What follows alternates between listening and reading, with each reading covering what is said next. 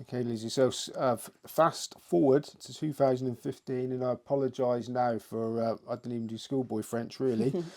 Finished runner-up in the Grand Prix de la Tom at Auteuil on Abuson in November, and then went one better, that was a Grade One race. One better riding T for two to victory in the Cato Star Novices Chase at Kempton on Boxing Day. So all of a sudden you're in the spotlight and the big time. Yeah. Yeah, he was T for Twos was a really important horse in my career. He sort of was a landmark horse throughout every stage of my career. So when I was an amateur, I won on him in his debut in his bumper, and then that was sort of himself and a Buson were the two horses that persuaded me to turn conditional, because I thought, well, my best chance of being able to keep the rides on those two horses is to actually be a conditional rather than an amateur. So he was really important. Won the Lanzarote on him as a sort of £7 claimer.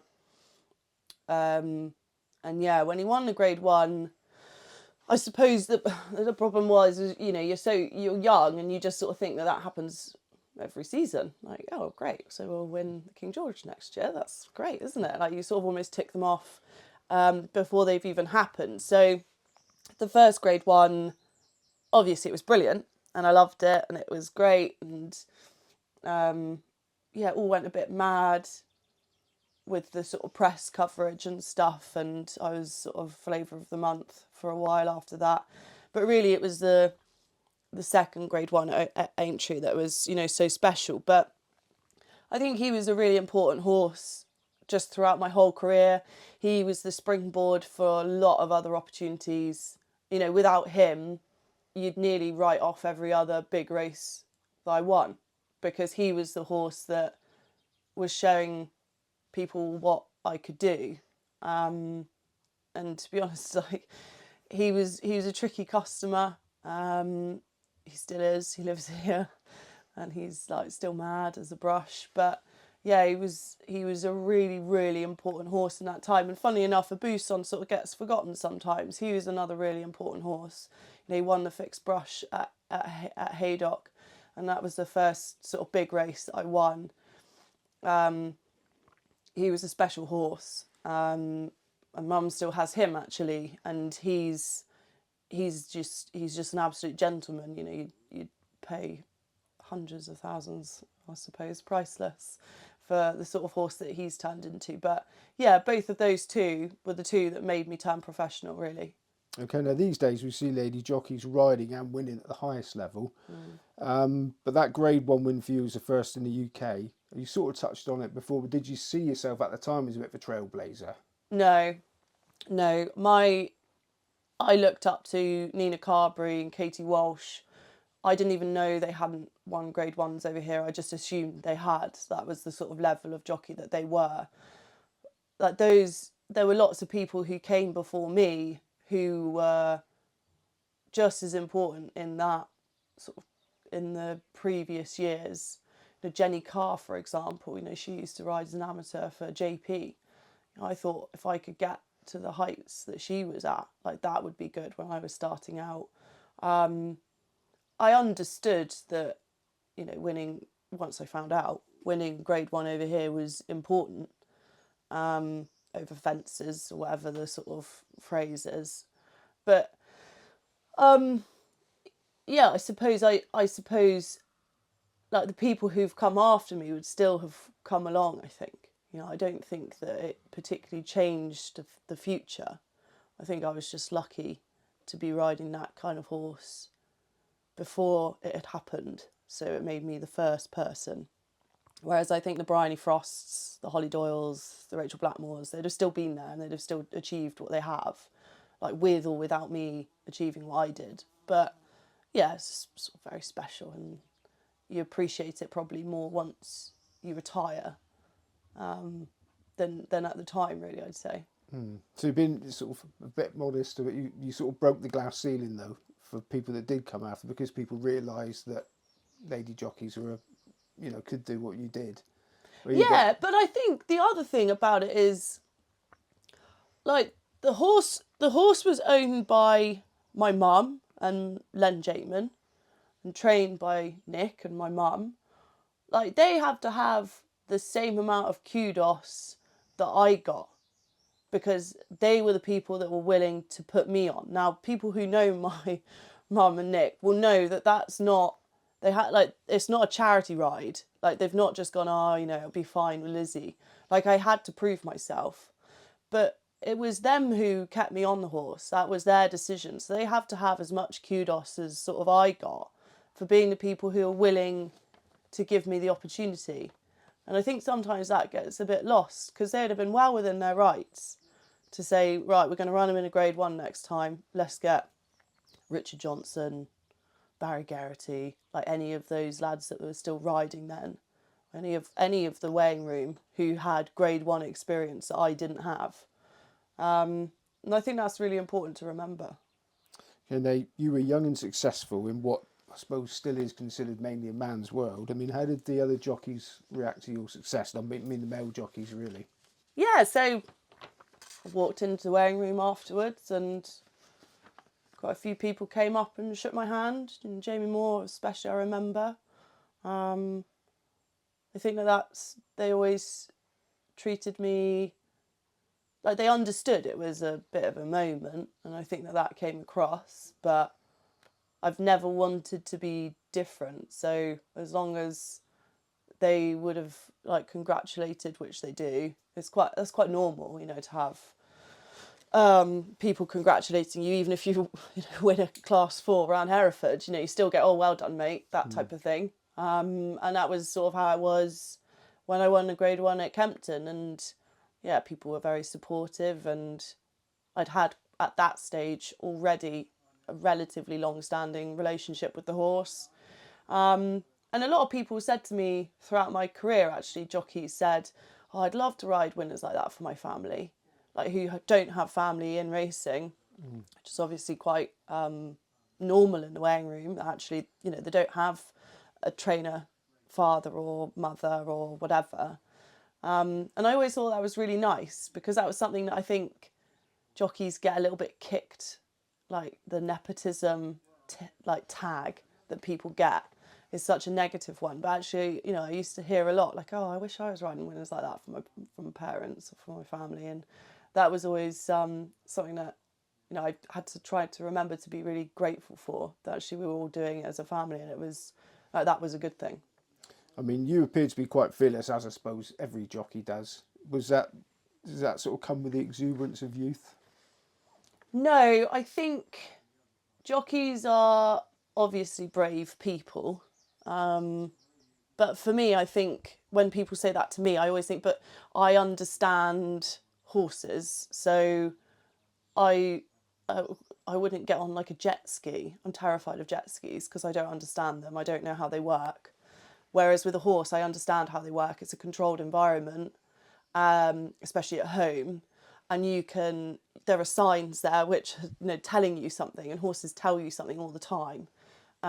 So yeah, it's nice when you get called, you know, brave and fearless, but I think actually when you understand what you're doing, you understand the process of what you're doing, and so you can just do it and be confident that it's all going to be okay. Okay, right. It's hard enough if you have a leg in a horse watching it race. I mean, how was your mum when she owned the horse, trained the horse, and bred the jockey? Yeah, I don't think, from my memory, I don't think she actually watched the Aintree Grade 1 at all. Or maybe she was listening to the commentary in the car park or the lorry park or something.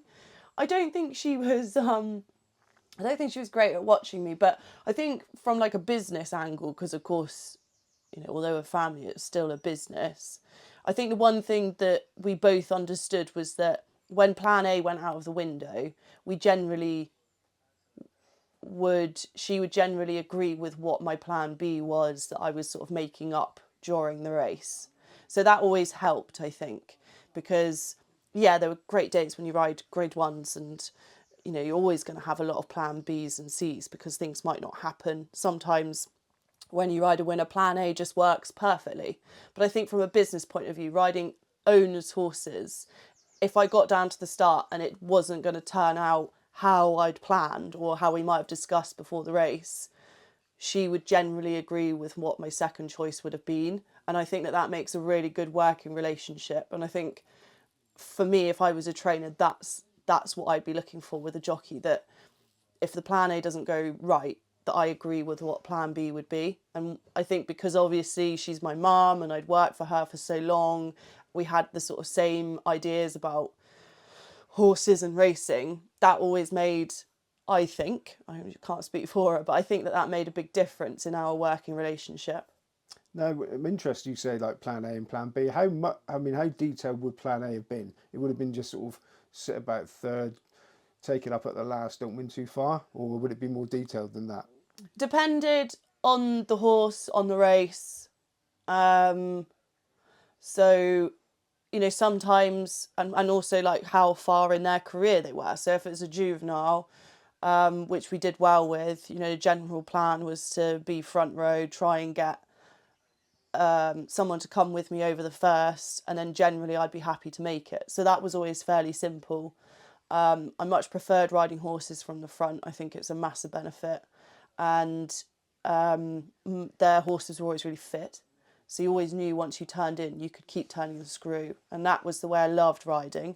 More than happy to take a lead, but I never, like plan A, sometimes your plan just works. And you can be as sort of free with it as you like, especially with front runners.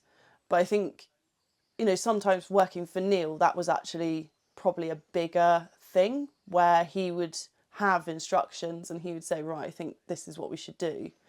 And you kind of had to follow them. You couldn't really decide to do something else.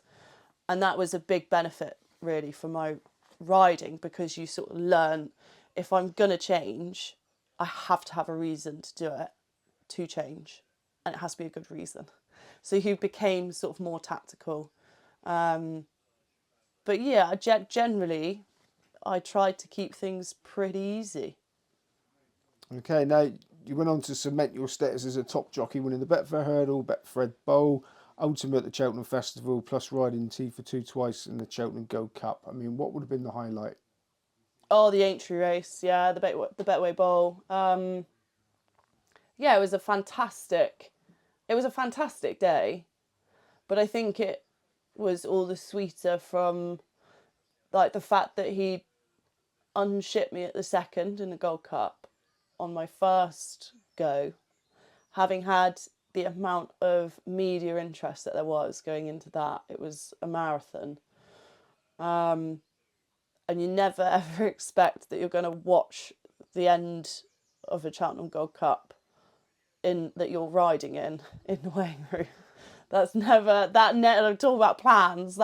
Didn't cross my mind that that might be one of them. So you know, you go through all that, and it was just such a bad week. I'd picked the wrong horse in the Fred Winter. So Nick and Jane ran 2, and I rode the one that finished 5th. Dickie Johnson rode the one that had won. So it was just a disaster. It was just a disaster. And went to Aintree. T for 2 had been weird really since. He was sort of in and out with how he was at home. But he needed to have a run to get just to clear around. That was the only reason we were there. And he was quite quiet in the parade ring, which was quite unusual for him. And then he went and won, and just couldn't believe it. I travelling down the back, and I think we jumped maybe 2 or 3 down the back, and I thought, like, I'm kind of the only one travelling here. I think it was Q Card was like starting to make his way through, but you know, Silviaco Conti was beginning to come off the bridle, Smad Place was beginning to come off the bridle, and You're aware of all that when you're riding. Oh yeah, I could see it, and I was thinking like, I think I might be in with a shout here. Like, just stay quiet, don't say anything. Just keep on the tails of. I think it was Q Card was the only one that was left travelling, and yeah, I mean, for him to go and win it and beat Q Card, who, you know, obviously it's a bit sad to beat Q Card. She sort of felt a bit bad about it. He's such a lovely horse, but you know, there were big names in the 3 mile chase sphere at that time. And then, yeah, it was great. Chester came out and met me on the race course, and, you know, it was just brilliant. It was a great day.